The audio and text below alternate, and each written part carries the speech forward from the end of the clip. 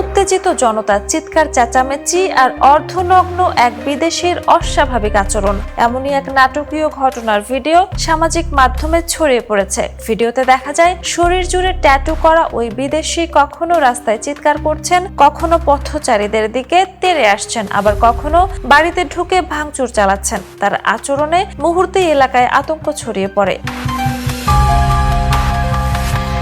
ঘটনাটি ভারতের উত্তরপ্রদেশের বেনারসের কোতোয়ালি থানার সপ্তসাগর এলাকায় ঘটেছে। স্থানীয়দের অভিযোগ, ওই বিদেশি একাধিক বাড়িতে ঢুকে আসবাবপত্র ছুঁড়ে ফেলেন এবং বাসিন্দাদের উপর হামলার চেষ্টা করেন। হট্টগোলের সময় এক বাসিন্দার হাতে কামড় দেওয়ার অভিযোগ উঠেছে। পরিস্থিতি নিয়ন্ত্রণে আনতে স্থানীয়রা তাকে আটকে রাখার চেষ্টা করলে তিনি আরও উত্তেজিত হয়ে পড়েন।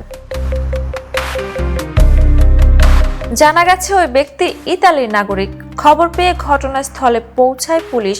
ভিডিওতে দেখা যায় পুলিশ সদস্যদের সামনেও তিনি অস্বাভাবিক আচরণ করতে থাকেন, এমনকি এক নারী পুলিশ সদস্যের দিকেও তেড়ে যাওয়ার চেষ্টা করেন। শেষ পর্যন্ত তাকে নিয়ন্ত্রণে এনে হেফাজতে নেয় পুলিশ। পুলিশ জানিয়েছে আটক বিদেশি নাগরিককে হাসপাতালে পাঠানো হয়েছে। তার এমন আচরণের পেছনে মানসিক অসুস্থতা, মাদকাসক্তি নাকি অন্য কোনো কারণ রয়েছে তা তদন্ত করে দেখা হচ্ছে।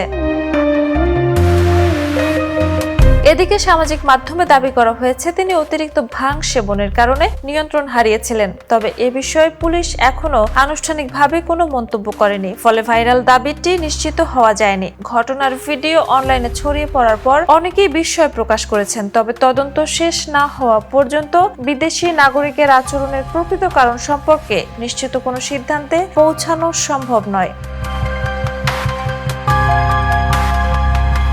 Jhuma Mridha, the news. দেশে দেশে সবার সাথে দ্য নিউজ।